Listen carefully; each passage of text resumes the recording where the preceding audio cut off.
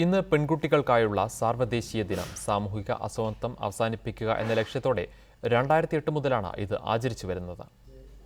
2008 മുതലാണ് ജനുവരി 24 പെൺകുട്ടികൾക്കുള്ള ദേശീയ ദിനമായി ആചരിച്ചു വരുന്നത്. പല മേഖലകളിലായി നേരിടുന്ന അസമത്വം അവസാനിപ്പിക്കുക എന്നതാണ് ഇതുകൊണ്ട് ലക്ഷ്യമിടുന്നത്. ഏറെയൊന്നും മാറിയിട്ടില്ല രാജ്യം. ദേശീയ തലത്തിലെ സ്ത്രീ സാക്ഷരത 53.87%. 1/3 പെൺകുട്ടികളും പോഷകാഹാരക്കുറവ് അനുഭവിക്കുന്നവർ. സ്കൂളിൽ പോകാത്ത കുട്ടികളിൽ 60% പെൺകുട്ടികൾ.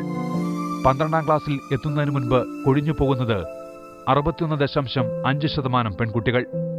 ലൈംഗിക തൊഴിലിലേക്ക് വഴുതി വീഴുന്ന പ്രായം 10 വയസ്സിലേക്ക് കുറഞ്ഞിരിക്കുന്നു. ലൈംഗിക അതിക്രമങ്ങൾ 30% വരെ വർദ്ധിച്ചു.